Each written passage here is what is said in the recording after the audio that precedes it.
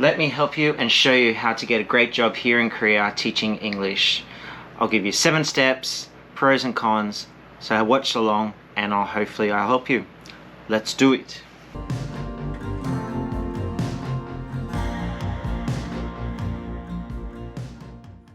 Okay, welcome to my channel, Living MLN. I've been giving out some travel content right now, but this I want to focus on teaching here in Korea.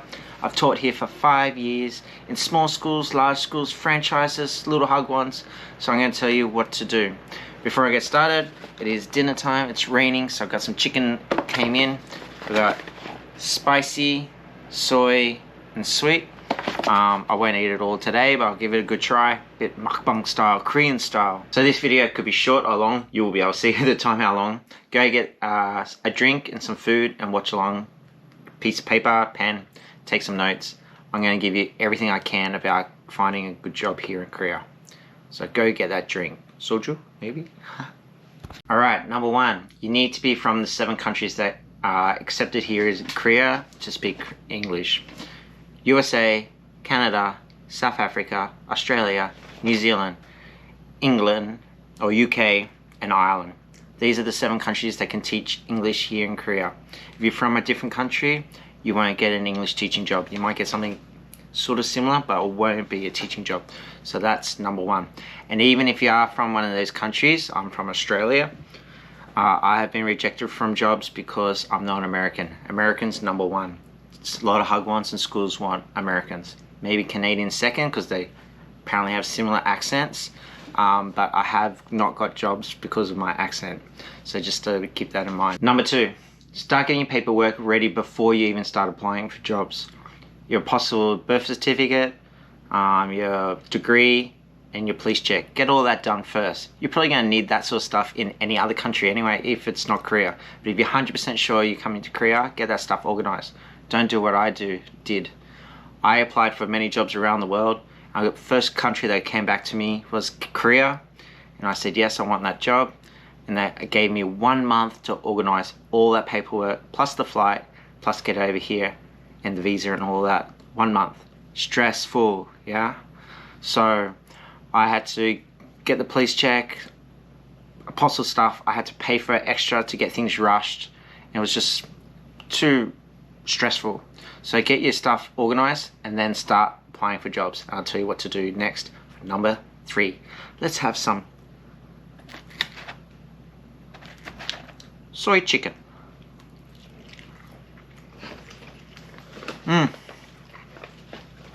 Yummy. And I also got some barley tea. I always just go to a convenience store and I try a new drink every day.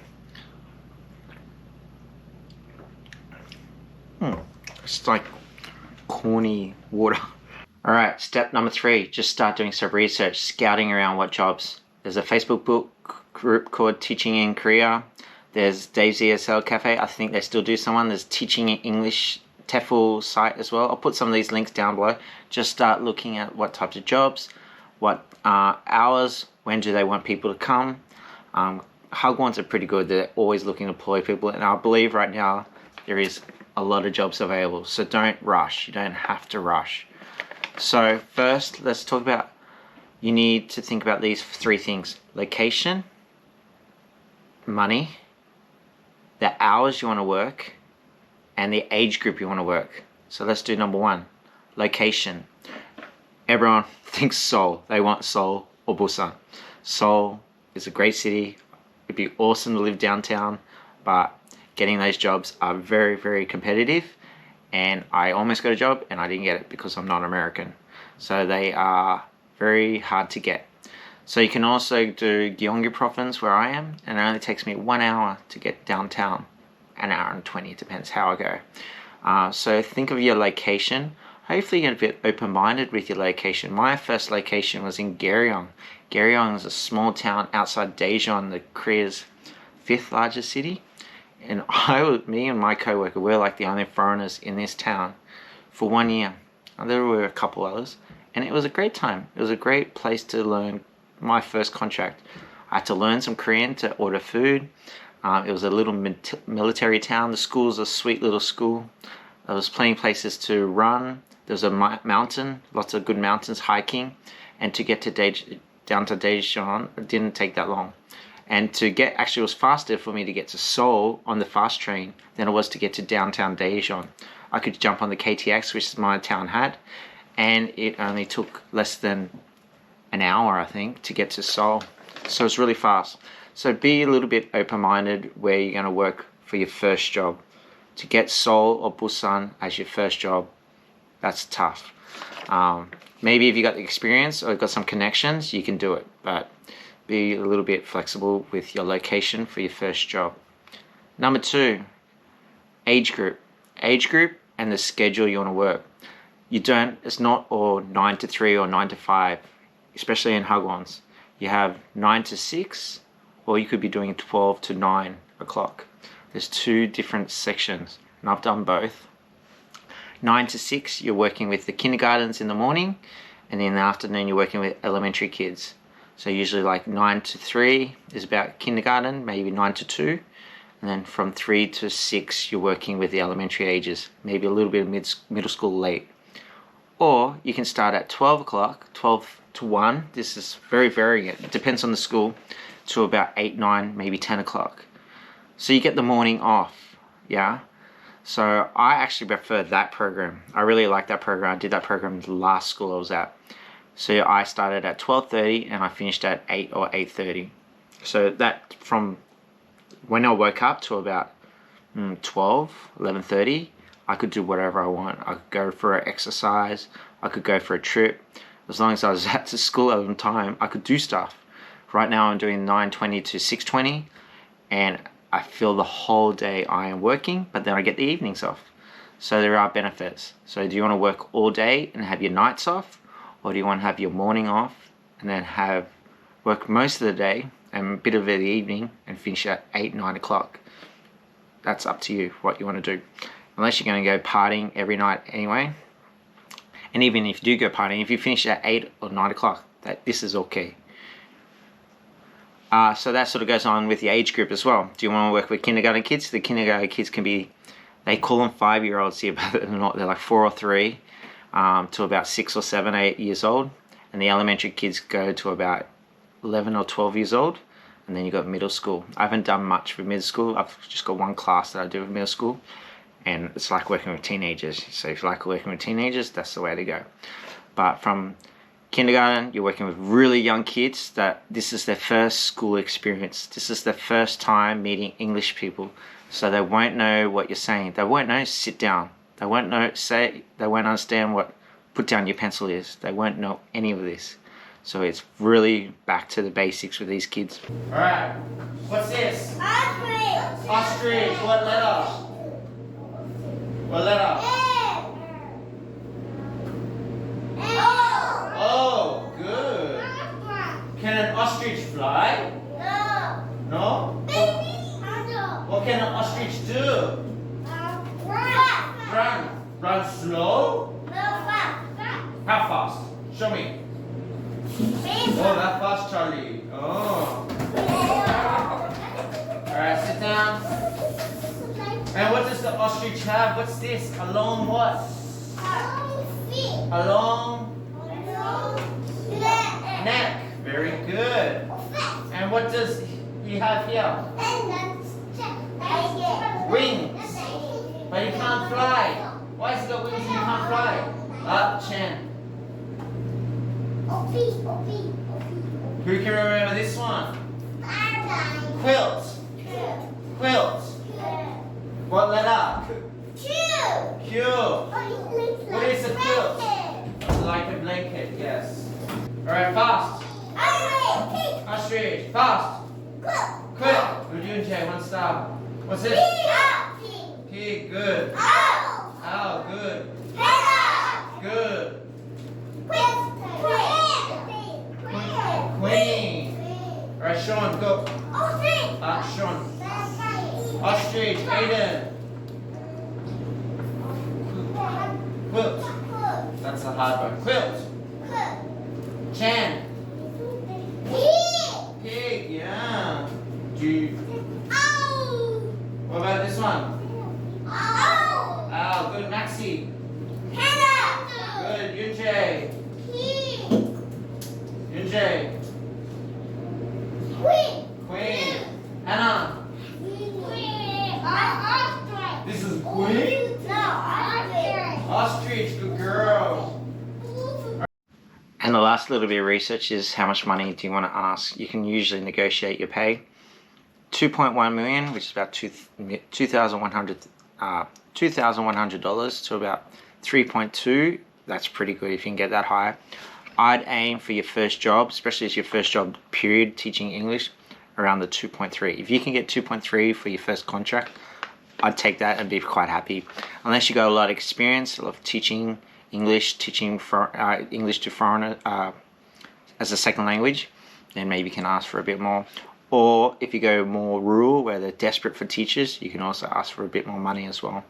So if you can get 2.3 for your first job, I think that's a pretty good job wage for your first gig. Alright, let's try the spicy one. Sichuan pepper one.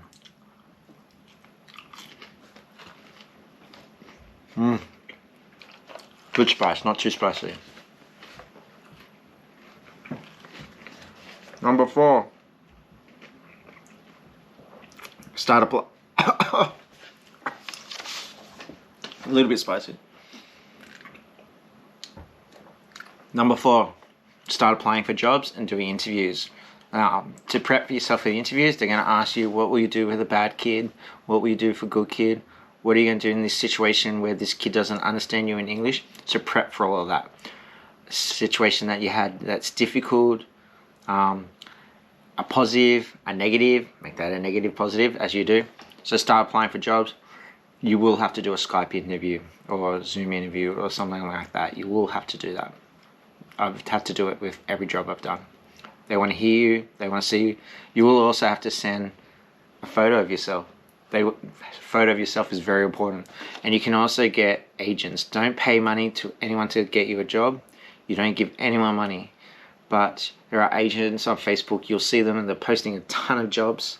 Just give them your resume. You probably have to do an online interview with them. Tell them what you want. Like I said in with the research, what hours you want to work, what age group you want to work, where you want to work, and they can help you get a job. That's probably the best way to get a job, actually. I wish I did that my first time.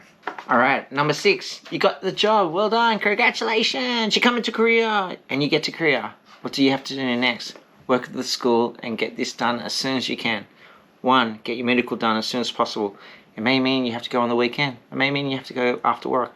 Just pressure them to get your medical done as soon as possible. 2nd, you need to get your ARC, your visa, your alien card. Get that done as soon as possible as well. Sometimes it can take 2-3 weeks. In the smaller towns, it's a lot faster. 3, you want to get your bank account. When you get your bank account, go with someone that can help you, because the bank accounts here are very hard to deal with. If you want to send money overseas, you got to set that up. If you want to send how much money you want to see overseas, you got to set that up. How to pay bills with your bank account. How to pay for bills outside of Korea. This all has to be done with your setup. And then 4, get your telephone. That's what you want. You want your phone, you want your Wi-Fi, yeah? So get your telephone. You can't do any of that. That's the order to get your telephone. I'll get your phone number and get your data and get your Wi-Fi. When you're doing your Wi-Fi and your ARC, just be careful with your phone contract, how you put your name into the contract. Because whenever you sign up with something, you need to put your name exactly how it is in your contracts. So I got last name, first name, middle name. But I have seen people sometimes their middle name and their first name get put together, or the middle name gets cut. So just be careful how your name is in your phone contract. It's very important. And number 6, you need to come and work hard. Teaching in Korea is not an easy job. It's not a lazy job. You need to work hard. So don't come here for a vacation. You're going to have to work hard. And also, pace yourself. The first 2-3 months is going to be tough. Don't give up. Don't give up. Just keep working, keep learning, keep putting that extra effort in, especially those first 2 or 3 months. Learning names, learning the schedule, learning the books, learning all of the duties you have to do. Really put that effort in. And then month 4, 5, 6, you're going to start pacing yourself and sort of working out your routine, and you'll get it going okay. So don't give up. First 3 months for everyone is crazy. Not even 3 months, maybe 2 months. You can get it done in 2 months. All right, pro number one, positive number one. You can save a lot of money teaching here in Korea. Once you get your wage, it's monthly wage. You don't have to pay for it. Your rent's paid for. All you got to pay for is your bills, like your electricity, building maintenance, and all that sort of stuff. But there's only $100 or so, and then everything's yours to keep. So you can send money home. You can invest money. I did investing. You can do whatever you want for a majority of the money. The first couple of contracts, I was saving 80% of my wage. Unless you're drinking a lot and partying a lot or doing a lot of traveling, you're going to save so much money here in Korea. You might not be earning as much money as what I could get in Australia, maybe in America too, but you're going to be saving a lot of money because I don't have to pay rent. That's huge. And transport's very cheap here too. So that's pro number one. Pro number two, like I said before, you get to immerse yourself into Korean culture. People travel here for 2 weeks, just traveling. They're wasting their time almost. You get to live here and find all the good restaurants, meet Koreans, learn about the history, and that's what Korea is about. You need to do that to really immerse yourself into Korean culture. A lot of cities, I'll be honest, they look the same city, but every city's got their own little heart and beat. So you need to live here to experience that. Coming here on a vacation for 2 weeks, it's fun, it's good, but you don't experience the real Korea.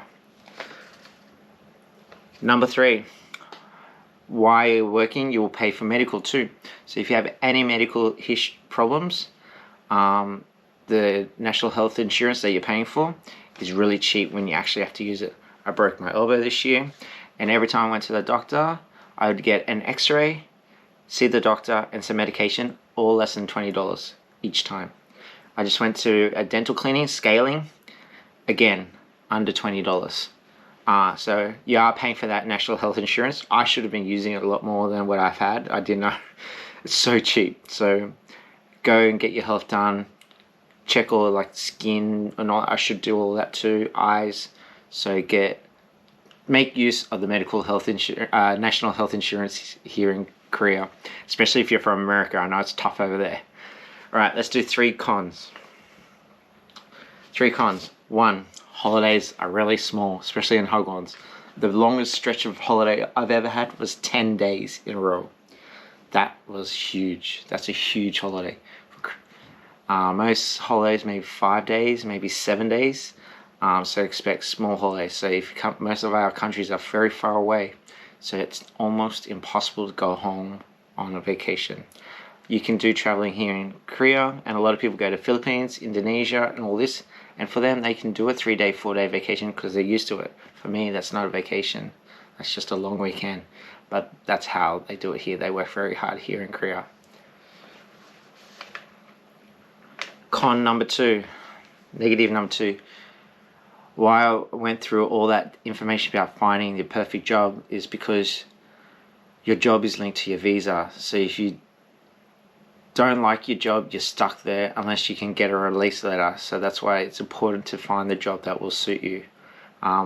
Again, you've got to work hard. You need to work hard. Don't expect to come to Korea and not work hard. We work long hours. My hours are 9:20 to 6:20 every day. So work long, and sometimes I had to work on Saturday this year as well, 3 days on Saturday. So prepared to work hard. And number 3, it's almost impossible to go home while you're working contract to contract. But the one thing you can do, if you go from contract 1 to contract 2, negotiate with them, hey, I need to go home for at least 2 weeks, and do that through your negotiation. I did that in one of my past jobs. One of my past jobs, I wanted to go to my brother's wedding, but you need to build up credibility. So finish your contract off, maybe a second contract, and then you start saying, hey, I want to go home for 2 weeks. And if they want to keep you, they should want to keep you, because turning over staff sucks. They should want to keep you, especially if you're really good. They should say yes to that. It's a bit annoying because here in Korea, there's no casual teachers. Very rare there's casual teachers. Even if you're sick, you got to go to work because there's no one to replace you. So that's probably the negatives, is that you got to work all the time. you can't take sick days, well, you can take sick days, but you're just stuffing everyone up. Moment number one is all the special holidays, learning about the Korean culture, Chuseok, Independence Day, all these national holidays, getting the kids dressed up in hanbok. Sometimes I have to get dressed up in hanbok too. Watching how the kids learn their games, jjigae, and all these games they play. The national holidays, Halloween, they love Halloween, Christmas. Doing the holidays at school is really fun. Number two, before coronavirus, we're doing a lot of field trips. I really enjoyed most of the field trips. Some field trips were strawberry farms, mountains, museums. So I really enjoyed the field trips too. So that's number two. And number three, the food. A lot of people might find this weird, but I actually really enjoy the school food that I've had in 3 of my schools. I've been fed in 3 schools and I enjoy the food. I think the variety is really good. I eat everything, so I enjoy all the food. You're going to get a lot of seaweed soup, you're going to get rice, you're going to get kim, seaweed, seafood, meat with bones. You're going to get everything, and I think the variety is quite good, so I really enjoy the food here. I actually did make a video for my podcast that I do, a bit of a skit short video. I'll put a link up here if you want to check out, and it's just got photos of I think like a week's worth of food that I got at my school, so I'll put that link here. But yeah, I enjoy the food, and that's more expense that I don't have to pay for. So usually I go to school, eat a good lunch, and then I don't have to eat much at dinner. I shouldn't, but chicken. And the last one, in hindsight, what would I have done in hindsight? I've been living here for 5 years. If I could start again, what would I do? So here we go. I didn't know I was going to live here in Korea. Like I said at the beginning, I applied for jobs all over the world. I thought I was going to come here for 1 year, go to Japan 1 year, China 1 year. But 1 year turned into 2, turned into 5. So my advice to you is, if you can handle the job, if the job is okay for you, you're going to stay. Because keeping all that money, earning money, you're going to stay. So just assume that you're going to stay. Start learning Korean, because after 5 years you can really start improving your visas quality. F visas, resident visas. So you need to start doing all that from day one. You need to start learning Korean and get up to level 4. Level 4 is the goal. So if you do 1 level every year, you should be ready by year 5 to live here. If you want to live here, maybe you do. Maybe you want to do a business here. Maybe you can teach. If I had my F visa now, I would teach casually or short contracts and do some other work. That's what I wanted to do, but I left my visa run too late and I didn't learn enough Korean. I don't have any level of Korean. So in hindsight, and my advice to you is, if you're enjoying your time here and the teaching job is acceptable, you're probably going to stay. So start doing your level tests, your Korean tests, start learning Korean, and start keeping documents along the way too, because you may stay here for 5 years, and 5 years may turn into 20 years. You never know. So that's my advice for you too. So you made it this far. Thank you so much for watching. I'm very new to making these sort of videos, vlogging, speaking on camera. My ventures are just starting. I'm going to finish work next week. I've got 7 days to go, 8 days to go. And then I'm going to stay here in Korea for 1 month. Then I'm going to go overseas to a different country for 1 month. Then I'm going to go back to Australia for Christmas, New Year's. And I'll start traveling more next year. So I'm really working hard on improving my content. So if you want to follow my journey, please subscribe and like. And I'll see you next time. Thank you.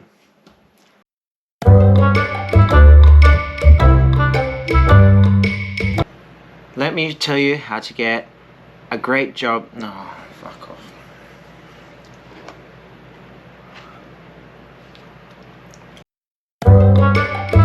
And everything you need to know about teaching here in Korea. So follow along and watch out.